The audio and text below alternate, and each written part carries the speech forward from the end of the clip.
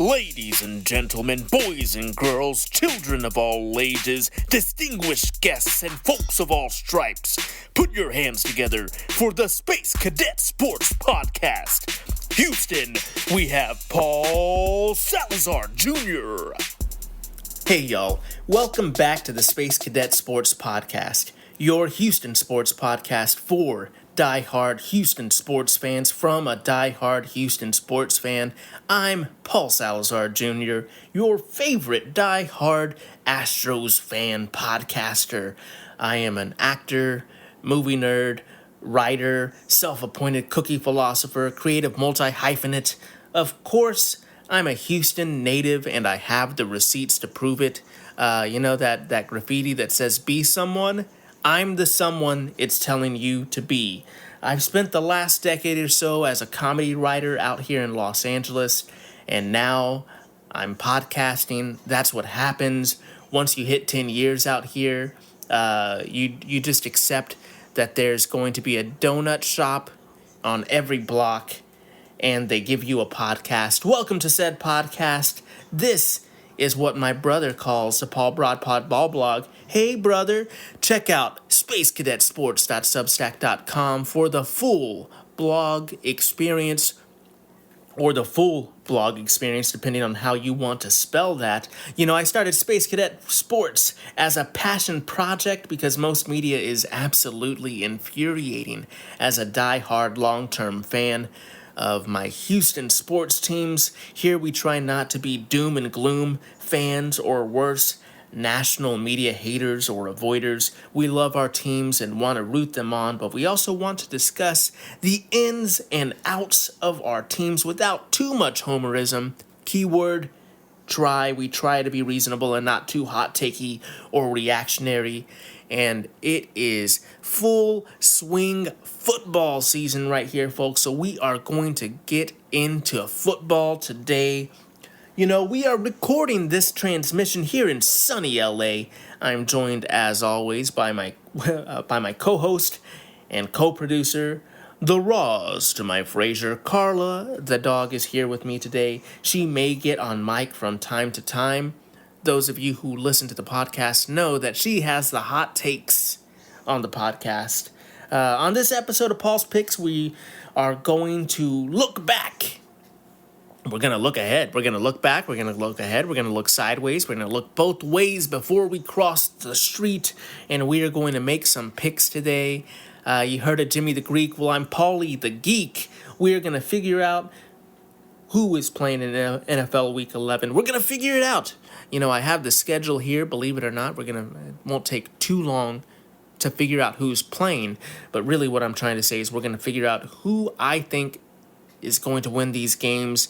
If if you've been listening to the podcast, you know I am in a pigskin pick'em pool with a bunch of my friends. So I am kind of letting you know who I am picking in that pool.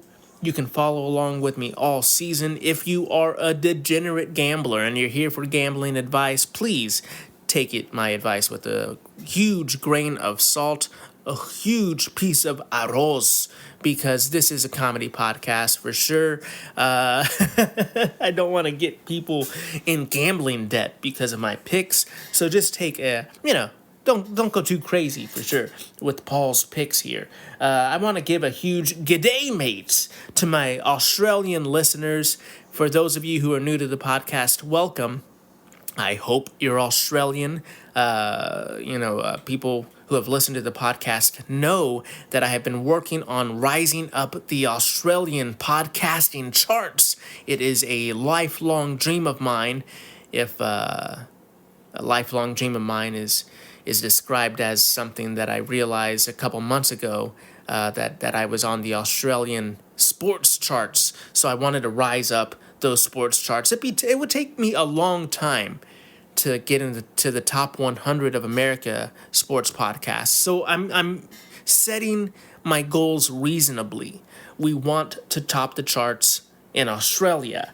So if you're listening from Australia, thank you for listening. I appreciate the support. If you're a Houston Astros, Houston Texans, Houston Rockets, or a Houston Dynamos fan, you know an Australian in your life, send this to them. Let them know that I am out here Folks, we're going to start off Paul's Picks podcast the way we always do with a look back, a retrospective to see how we did last week. Last week, NFL Week 10.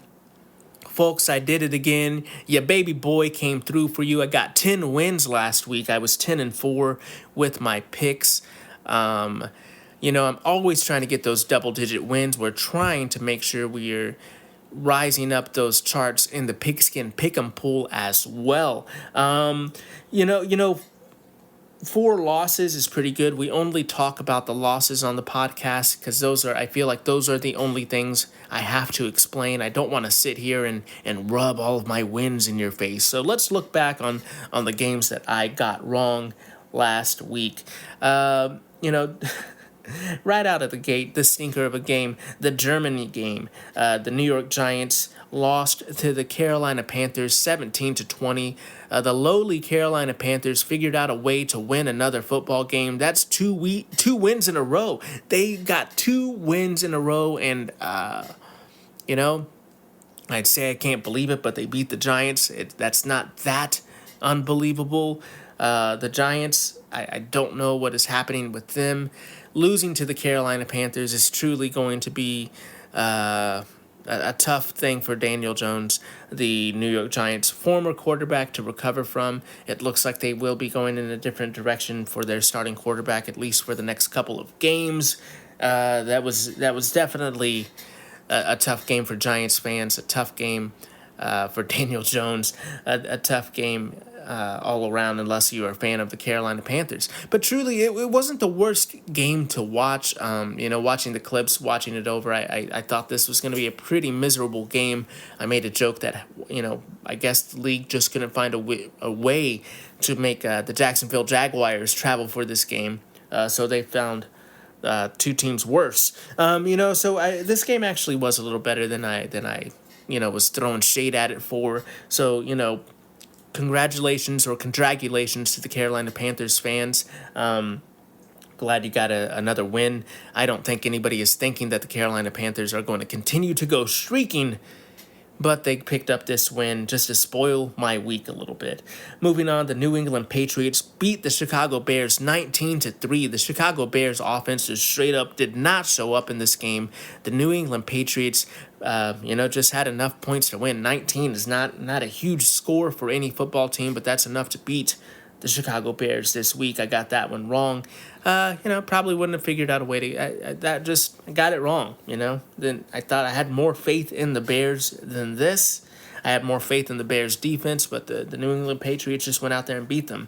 Moving on, the Atlanta Falcons beat the New Orleans Saints That's what I wanted to happen. I wanted the Falcons to beat the Saints, but the Saints were able to beat the Falcons by 3 points, 20-17. You know what? You just get them wrong sometimes. That one is just frustrating. There's no excuses. I for either me or the Falcons. I think the Falcons should have won that game. I think I should have won that. But if the Falcons lose, I lose too. It's just that's going to be a tough one. I don't know what to think of the NFC South. The AFC South is obviously lovingly called Shit Mountain on Reddit and other reaches of the internet. Obviously, the AFC South is not a great division, so to be a fan of a team in the AFC South and to be throwing shade at other divisions is a little hypocritical. The metaphorical pot calling the kettle black. I don't want to say the NFC South is absolutely terrible, but I mean that's a terrible game from a team that you thought would potentially win the AFC South there. Moving on, the Miami Dolphins, shout out to my brother Jesse. The Dolphins won a game 23-15. They won against the LA Rams. Brother Jesse is not a fan of the Miami Dolphins team. He's just more of a fan of Dolphins in general. So, he's very happy to hear this. He also is a big fan of the movie Ace Ventura, Pet Detective. Finkel is Einhorn. Einhorn is Finkel for sure. But, you got to keep the laces out. The Dolphins kept the laces out for this game. Quarterback Tua Tagovailoa, he's coming back from that concussion injury. We're worried about how he was going to play. I definitely was worried about his health. take a huge sip of coffee after that. Yeah, because I mean, there was a lot of hand wringing done over Tua Tagovailoa.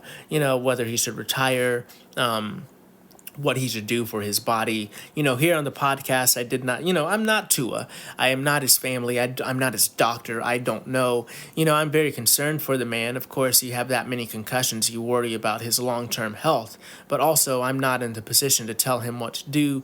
I'm just wishing for his best health always. The LA Rams did not look good in this game. The Dolphins looked like they were just better. So I got those 4 games wrong. Getting just 4 games wrong in the week. I shouldn't be this frustrated by it or upset by it. But you look at those scores, you look at the picks, and you're like, I should have got those right. But looking back at that week, I have to say I got Paul's pick of the week right. Once again, your boy's coming through. If you're hearing, I have it on lock. It's a pretty safe pick. If there's anybody still in eliminator pools somehow, let me know. I feel like everybody's eliminator pools, dwindled in the first 4 weeks. I'm not sure if anybody is still in an eliminator. Let me know who's holding strong out there. But besides Paul's pick of the week coming through, Carla's underdog, Carla's dog of the week came through as well. Last week, all across the board, it was a tough one for a lot of fans out there. There were not a lot of double-digit wins in my friend Pigskin Pick'em League this week. There were a lot of dogs this week. A lot of the underdogs came through. Carla's dog of the week of Pittsburgh came through for everybody. So Carla is very happy that she helped me make that pick. I was a little nervous about it. I wanted to go with Arizona as my underdog of the week, which absolutely came through. If you went with Arizona or Pittsburgh, if you listened to the podcast last week and you like those dogs like Carla, oof, oof. You were very much rewarded last week if you listened, because I feel like last week was a tough week all around for most people. There were lots of underdogs. Going 10-4 with this many, I'll take it. Hitting Paul's pick and hitting Carla's dog of the week gives me a lot of confidence rolling into this week that we are going to get another double-digit win week, and we're going to hit on both Paul's pick and Carla's dog of the week. So, folks, without further ado, let's look at NFL Week 11. I mentioned Carla. Carla, my co-producer, is in studio. I also have another person in studio. He's not going to get on mic, but brother Jesse is here with me today. So shout out to Jesse. We are here making these picks. I have extra luck with me today. I feel like this is going to be a good week. Jesse's here giving me some good luck, but also because Jesse's here, heads up, I just looked at the lines. This might be a little bit of a slower week than normal because I'm going to be picking these games live and in the moment. Sometimes I do this. I try not to. I try to have a little bit more preparation so I can pick Carla's dog of the week and Paul's pick of the week a little easier. But it might be a little more fluid this week, folks. But let's jump into tonight's game, the Thursday night game on Amazon Prime, the Optimus Prime game. We have the Washington Commanders at the Philadelphia Eagles. The Eagles are favored here, minus 3.5 points. The over-under is 49.5. I'm going to say that's probably the highest over-under of the week. I'm double-checking here. Yes, that is. It is looking to be a high-scoring affair tonight on Thursday Night Football. I get why the Philadelphia Eagles are favored at home. The Eagles are arguably a better team. The Washington Commanders' offense is absolutely electric, but their defense is absolutely dismal. Folks, I don't know why I am feeling it.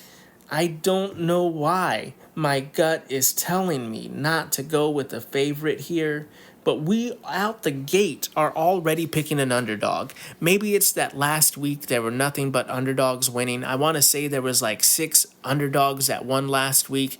Just like Al Pacino would say, any given Sunday, any NFL team can win. We get so caught up on one team being absolutely horrendous or one team being absolutely incredible. Sometimes we forget that these teams actually have very similar talent levels, and if teams are prepared, they can come out and smack a team in the mouth. I mean, just look at my Texans. I thought the Detroit Lions would absolutely dismantle the Houston Texans in that football game, and the Texans actually, through the first half of the game, came out with a great game plan.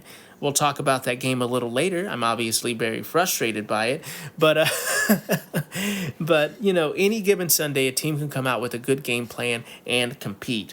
I am feeling the Washington Commanders as the underdog in this team. I feel like this offense is going to find a way to score a lot. I feel like the Eagles are going to find a way to lose this game, and the Washington Commanders defense is going to have enough of a fight to win this game. So out of the gate, we're picking the underdogs to win the first game tonight on Thursday night. Moving along, we have Green Bay at Chicago. There's no way. What's happening here? I need to check this line. I said that I should have I I said that I didn't do the best research this week, and already out the gate, I need to check my lines here because I do not believe this line in this game. Let's see. We're checking this line.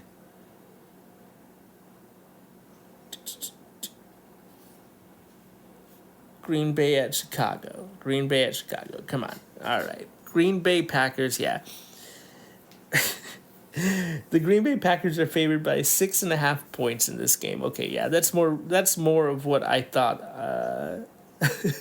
Or 5.5 is what CBS Sports is saying here. I generally go with CBS, but Green Bay's favored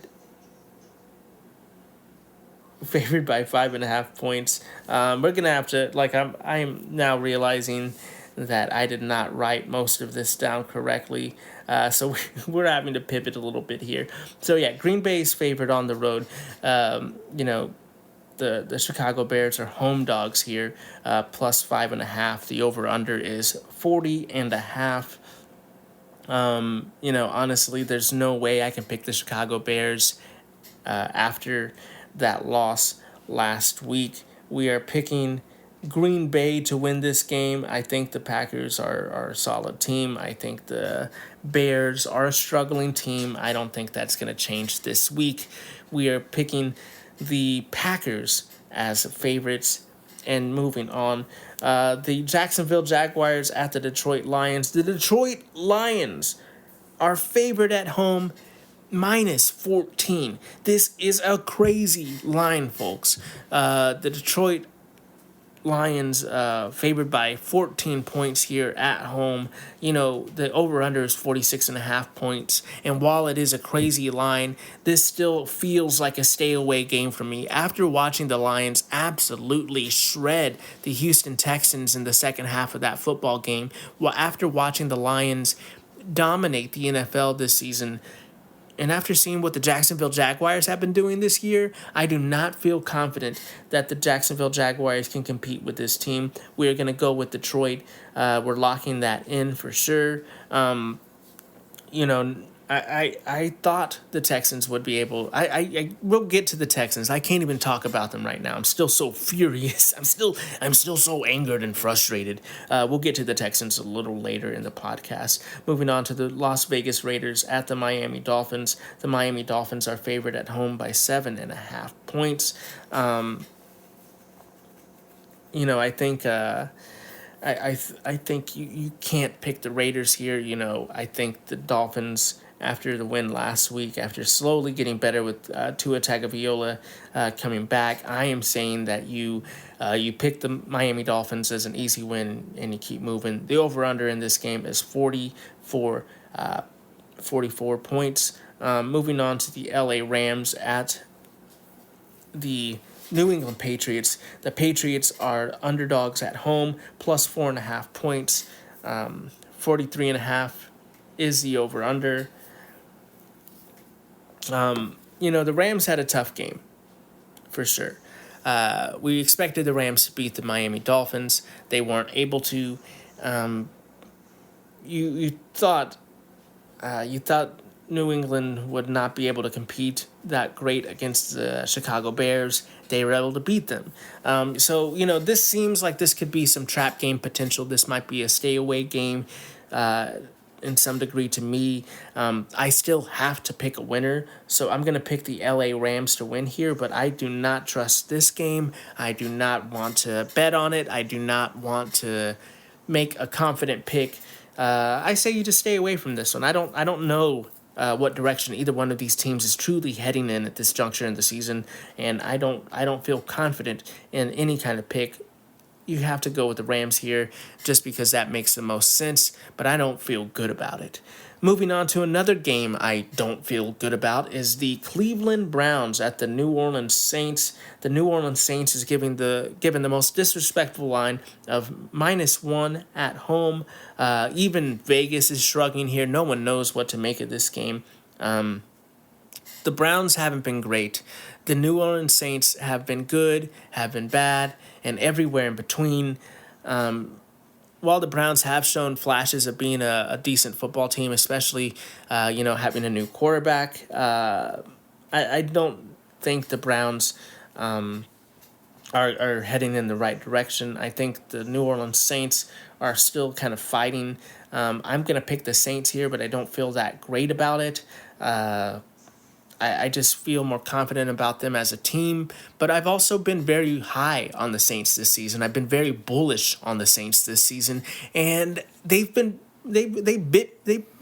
me. I don't feel that great about picking them at home, especially with this line that makes me really nervous about picking them at home. Something tells me that this game could be tough. I'm staying away, but seeing that I once again have to make a pick, we're picking the Saints and moving on. The next game is going to be the Baltimore Ravens at the Steelers. The Steelers are home dogs, +3 at home. The over/under in this game is going to be 48 points. So another kind of we're looking at a lot of points on the board and a little bit of a closer game. I don't know. I think Baltimore should be able to win this one fairly easily. I don't think it's going to be that close. I do like the Pittsburgh Steelers defense, but I am very unsure of their offense. And Russell Wilson there. So I'm going to go with Baltimore. I think they win here on the road. I feel like I like the Steelers, but I just don't like them in this game. We're going to go ahead and move on to Minnesota at Tennessee. Minnesota is favored on the road. The Tennessee Titans are +6 at home, being the home dogs here. This is going to be the lowest over/under of the week with 39.5 points, which means that I'm guessing they think the Tennessee Titans are going to score a half point, because I think the Minnesota Vikings will find a way to win this game handily. The Tennessee Titans are just not a good team this season. I don't like the Titans. I'll say it. Whenever people say remember the Titans, I remember how much I hate them. I do not like the Titans. I don't like that they wear the Oilers jerseys. I find it completely disrespectful to me as a person and a man. So for that reason, we're going to go ahead and pick the Minnesota Vikings. Also, talking about Brother Jesse, back in the Madden days when we had Madden, and, for a short time there was no Houston Texans in existence, so sadly, back in those days, I did play Madden as the Tennessee Titans because I missed my boys. I missed Vince Young, oh my goodness, Eddie George. I do miss Vince Young. Vince Young is great, but Eddie George was the guy I was thinking about. I don't know why I conflated the two, to be honest. I do love me some Vince Young, but yeah, Eddie George was the reason why I would pick, I guess, to Aaron McNair. It's Steve McNair, great quarterback there, but Jesse would pick the Minnesota Vikings as his team back in those days when we didn't have a Houston Texans team, and we would have some great Madden battles. So I'm sure he is happy that I'm picking the Minnesota Vikings to beat the Tennessee Titans here in this throwback Madden battle from our childhood. But yeah, I don't like the Titans. I don't think they're going to win it. I think the Minnesota Vikings is going to figure this one out fairly easily.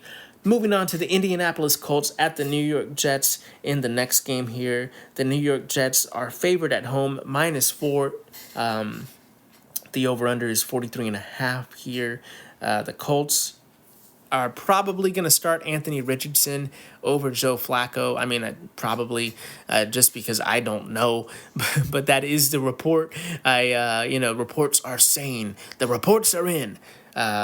Richardson is back and Flacco is out. This is a tough situation for the Colts to be in, and they sure did not help themselves. I think when you have a young quarterback like Anthony Richardson, it's tough.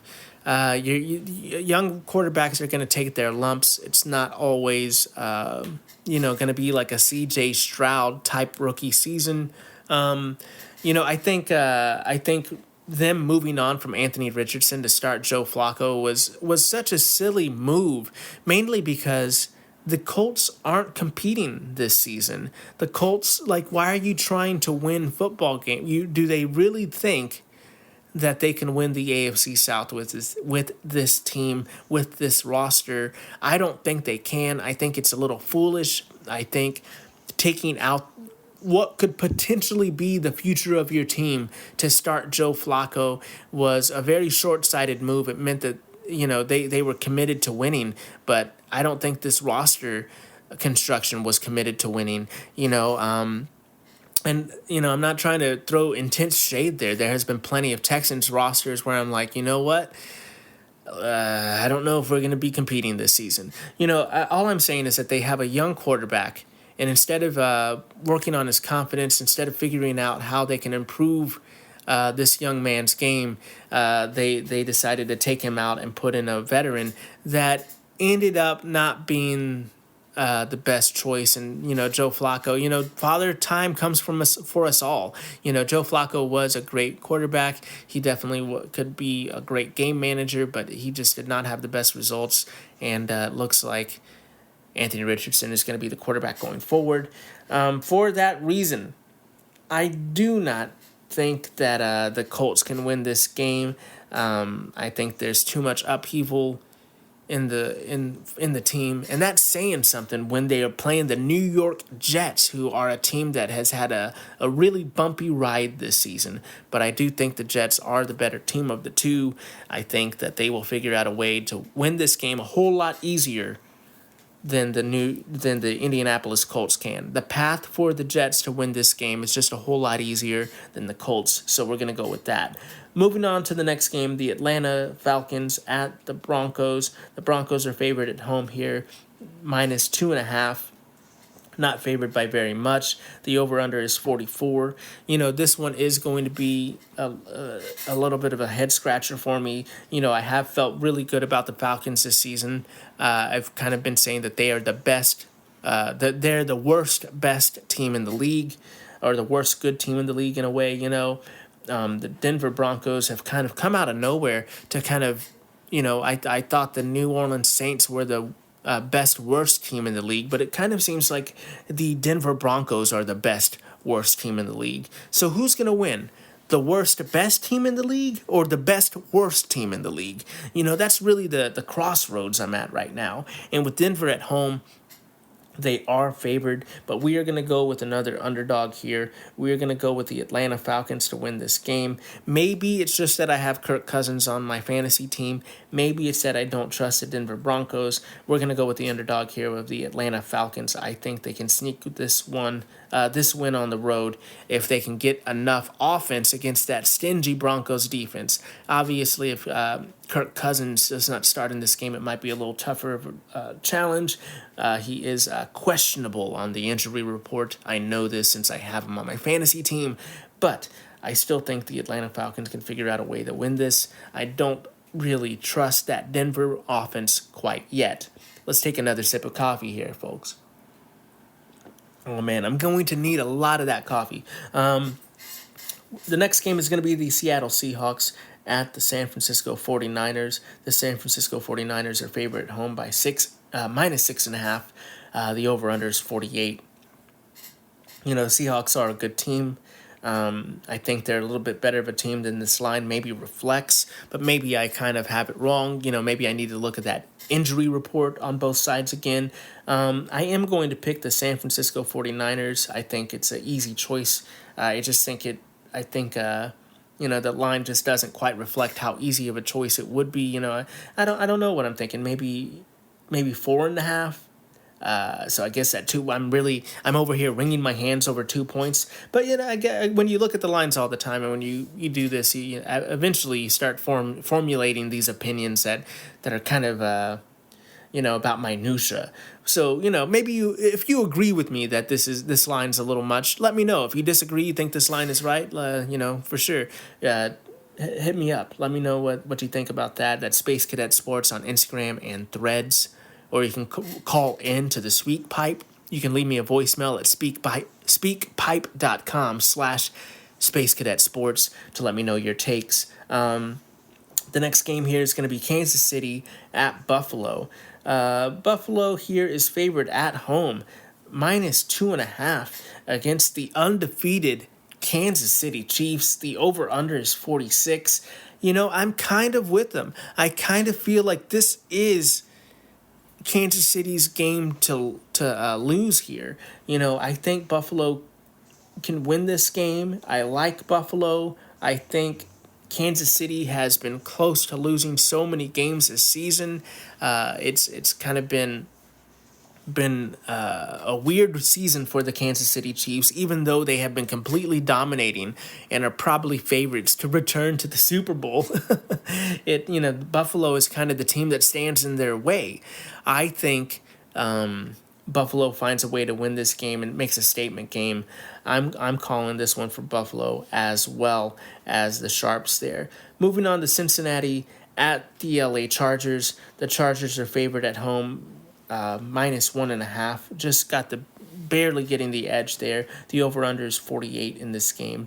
I think that Chargers defense versus the Cincinnati offense will be something to watch. I think the Chargers will have just enough offense to beat the Bengals if their defense is able to hold them at bay. Those are a lot of ifs. The line does make me nervous to pick the Chargers, but I'm picking the Chargers nervously. I always worry about the Bengals bengaling my picks, but we're going with the Chargers and moving on. The last game, the Monday Night Football game, is a game that I am very much looking forward to. I always joke that hate is never really the right word that we use in sports, but they're real hate versus sports hate are completely different things. So when I say that I hate the Cowboys, of course I don't hate the Cowboys or Cowboys fans, but sports hate. I hate the Cowboys. So when my Houston Texans play the Dallas Cowboys, it is the game that I am the most excited about, folks. I want these Texans to beat the Cowboys. I am very excited about this game. The Houston Texans are favored in this game. The Cowboys are home dogs plus 7.5 at home. Ouch, Dallas. Does that hurt your feelings? The over-under is 42 in this game. I really anticipate after C.J. Stroud's last game that he is going to come out here and execute. He is going to be sharp. I feel like Joe Mixon is going to be ready to run all over a defense. I think this offense comes out fighting. Let's talk real quick. Let's just get the picks over, and then we'll talk about the Texans, I guess. Looking ahead against the Dallas Cowboys, they have Cooper Rush out there. There's no Dak Prescott. Their running game has been rough. I don't see how this offense is going to be able to put up many points against a very stingy, a very strong-looking Houston Texans defense. I love the Houston Texans in this game. I think, let's look here at Paul's picks, because I'm like, is this Paul's pick of the week? We're looking at two different games as Paul's pick of the week, right? We have Houston at Dallas, and we also have Jacksonville at Detroit. Those are the games I feel the strongest about. I feel like there's no way Detroit loses this game, and I feel like Houston is pretty much an easy choice to win this game, even though they're on the road at Dallas. At the end of the day, my job here is supposed to pick the best option for you as the strongest choice to win this game. So for that reason, Detroit is going to be my pick of the week. I think that they have the best chances. I think that team is dominating the NFL right now. I don't see a way that the Jacksonville Jaguars can win this game.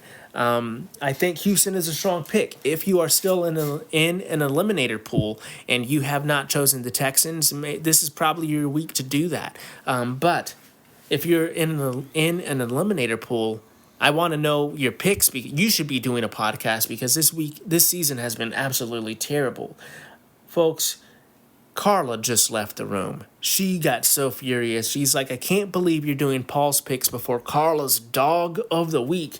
So let's get to Carla's Dog of the Week. As you know, the first maybe 6 or so weeks of this season, I was making Carla's Dog of the Week pick myself.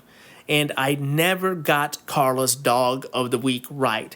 As soon as we switched over to Carla picking the Dog of the Week, she has been undefeated. So, folks, today Carla is going to pick the Dog of the Week. And how do we do that? Well, I get some TREATs, and I give her a choice between two of them, or between a couple of choices. I kind of scratched some team names on the back, and she chooses your Dog of the Week. And since she has done that, she has been undefeated. So let's look at the Dogs of the Week. This week we have 2 dogs for Carla to choose from. The Washington Commanders at Philadelphia. They are, Philly there is favored 3.5. I feel good about the Commanders there. The other Dog of the Week is going to be Atlanta at Detroit. This is going to be a little bit better of a line for Atlanta here. Detroit is favored at home, -2.5. I think out of two of those road dogs, one of those dogs are going to win. So I'm going to get 2 TREATs here. Apologies for my listeners who can't spell. I'm not trying to leave you out of the loop here, okay? You can ask a friend with some intelligence what I'm saying here, but we're going to get 2 of those things here. We're going to draw some little markings on the back, and Carla is going to pick her Dog of the Week. Let's see here. All right, folks. Carla chose Atlanta. Good girl, Carla. I was really nervous about her choosing Washington. I'm not going to lie. As I was doing this, I was like, I don't know.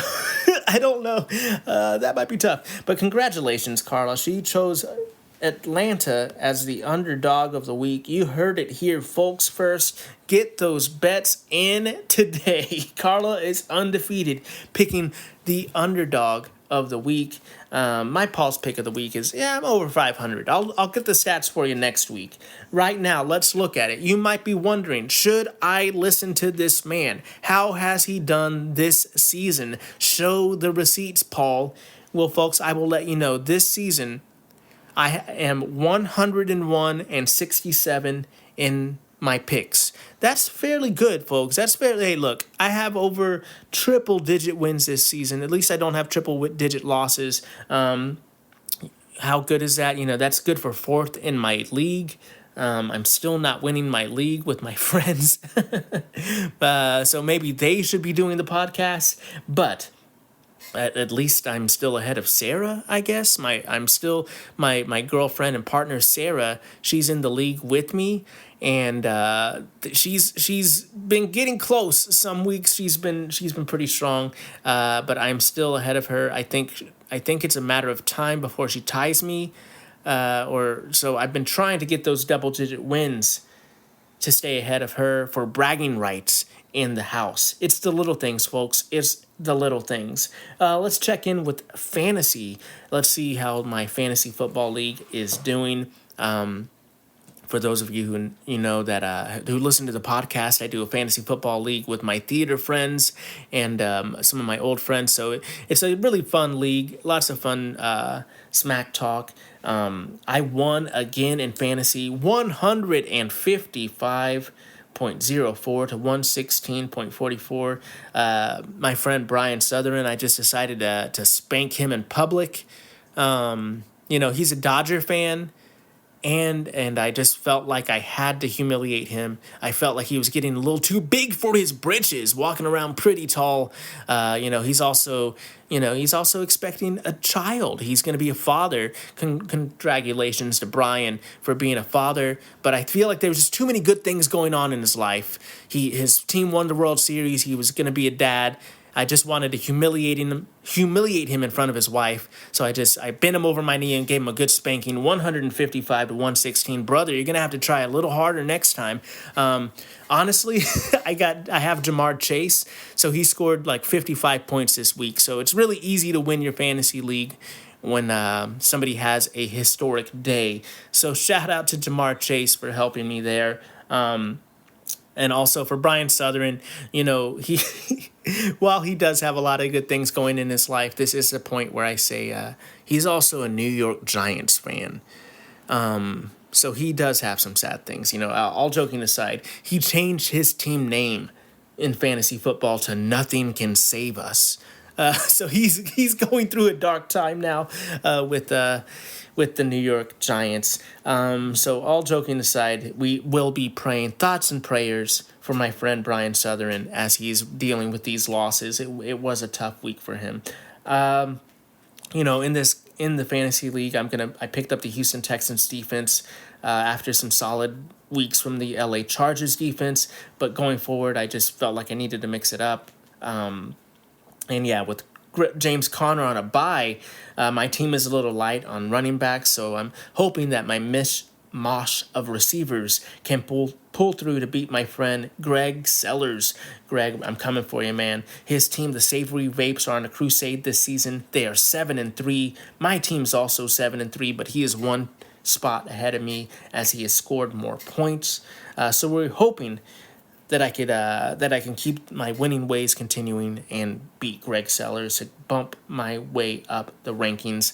Let's really quickly talk about your Houston Texans here, folks. Usually I recap the Texans game. I just could not do it this week. Not only did I record my other podcast the night after the Houston Texans game, but it just was such a terrible loss, losing by 3 points at home to the Detroit Lions. I did think the Lions were going to win this game. I predicted them to win, but when the Houston Texans gave me that much hope, when they were playing football that well in the first half of the game, only to come into the second half of the game and completely unravel, was a really tough loss. That CJ Stroud interception that could have been a Tank Dell touchdown was very tough. The whole city of Houston was yelling, "Throw the ball!" to CJ Stroud, and he did throw the ball, but he lobbed it, and that safety was able to come and make that interception. In a game where the Houston Texans had 5 interceptions, count them, 5 interceptions, they were not able to get the win. They were not able to close out the game. They were not able to score to put the game over the edge. That missed field goal was a tough one. A lot of people are going to point to that potential pass interference call that got dropped. Folks, I am very frustrated by that pass interference call, but also they could have made that field goal. They could have had that touchdown. There were so many things that could have happened in this game that pass interference, while it was extremely frustrating, is not the only reason that the Texans lost this game. People, I believe it is, Chris Sims is even saying that the play calling from the Houston Texans offense was not great. A lot of people are calling for Bobby Slowick's head. Coach D'Amico Ryans and even quarterback C.J. Stroud said pretty much it's not always a play calling, it's execution, which I agree. C.J. Stroud does need to execute better in these moments, but also our offensive line is looking terrible, and we keep putting C.J. Stroud in these third and long situations. We need, I've said it, we need these quick passes. We don't want him to be holding the ball long with the way our offensive line is playing. If we're putting him in situations where he has to hang on to the ball, he is going to be in tough situations. If we keep stubbornly doing the same running plays, hoping that we can get some traction, it's not always going to work, and it did not work in this game. This was a tough game for the offense. I'm hoping that the offensive play calling and execution looks a whole lot better in this game against Dallas, because if it doesn't, I really think Bobby Slowick will be out of a job. I don't think there's any more hiding him if there is another bad second half game from this offense. And a lot of people are talking about Bill O'Brien has now been eclipsed by head coach DeMeco Ryans for second half losses and blowouts here. So, as much as I love DeMeco Ryans, he really is going to have to tighten up, this offensive play calling. And, I think Bobby Slowick might be out of a job if this Houston Texans offense cannot figure out a way to win these games in the end. But let's go ahead and move on to something that I am excited to talk about. I'm always happy to talk about my Houston Astros. So let's talk about those Silver Slugger Awards. Jose Altuve won his 7th Silver Slugger Award. He is the GOAT. He is one of the best second basemen to ever play the game. Jose Altuve is him, and he has the hardware to prove it. Once again, consistently playing his best, playing amazing baseball. He is awarded by the league for his play. He's just the best, guys. I truly don't understand why people hate this man so much. It boggles my mind. He's such a great ambassador to the sport. He's such a good guy. He's such a lovable player. I'm so happy he continues to find success in his career, and I hope he wins 7 more Silver Sluggers. I hope he retires and still wins Silver Sluggers. I love it. But besides Jose Altuve winning the Silver Slugger, Jordan got robbed. Brent Rooker from the Oakland A's won the DH Silver Slugger, and I know he has all those long balls, but Jordan is just such a better hitter. He has a better batting average, I believe better slugging and OPS. I'll go back and look at that stats. This is just from memory, but if we get the baseball reference side by side of Jordan and Rooker, I really would be picking Jordan 10 times out of 10. I understand Rooker is an exciting young player. I understand that we don't like giving Jordan awards for whatever reason, but I really think the league got it wrong. This isn't just homerism. I think sometimes the league gets it wrong. I do think maybe even with the catcher, I was shocked. I wanted Yainer Diaz to win the catcher award, but I kind of expected Cal Raleigh to win the catcher award, and he didn't win Silver Slugger for catcher. So sometimes, I'm not going to sit here and praise Cal Raleigh, but, all I'm saying is, like, sometimes they get it wrong, and I, it's not just me and my guys that I say they got it wrong about. I don't see that catcher pick either. Bregman also missed out on his Silver Slugger award, but I'm not too torn up about that. He just won the Gold Glove, and we're trying to sign him in the contract renegotiation. So I guess I'll take it so that maybe his contract can be a little more easy to swallow. A little bit less salsa in that contract for Breggy. Moving on to your Rockets, folks. The Rockets had a pretty good week. They won 3 games and lost 1. They lost to OKC in a blowout, 126-107. OKC won that game. They won the game against Detroit, 101-99. Detroit, that was that Sunday game, so at least Houston beat Detroit one time that day. They beat Washington 107-92, and the Clippers just yesterday won 111-103, and they have another game against the Clippers tomorrow. Tari's looking good. Amen is looking good. Looking at this team and getting very excited, wondering if Cam is going to be traded. Truly feeling that somebody in this roster is going to get traded. Who do you think it's going to be? Definitely reach out and let me know. Let me know if you're feeling good about this 8-4 Rockets team, because I know I am. And folks, that's going to do it for this transmission, Space Cadets. Thank you so much for listening to the podcast. We appreciate each and every one of you.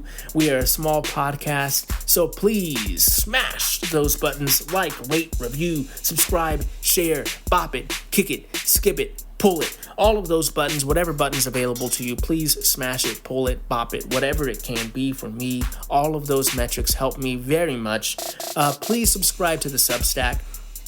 That's available at spacecadetsports.substack.com. You can go there for the full blog experience and put your email into that field and get every update, every podcast, every article emailed to you for free. Or if you're like me and you like the app experience, download the Substack app on your phone or tablet, search Space Cadet Sports, and you can click that you want notifications instead of emails, and you get notifications pop up on your phone or tablet instead of emails. And yeah, I kind of dig that one myself. That's the way I like to do it. Reach out on social media. Let me know how you feel about your Rockets. Let me know who you think they might trade. Let me know what you think at Space Cadet Sports on Instagram and Threads, or reach out to me directly at Paul Salazar Jr. on all social media platforms, or you can call in at speakpipe.com/Space Cadet Sports. Once again, that's speakpipe.com/Space Cadet Sports. Let me know your take. If it isn't too profane or too ridiculous, it could even end up on the podcast. Folks, thanks so much for listening. Remember to be the best that you can be. Keep your head up, kid. And as always, vamos Houston.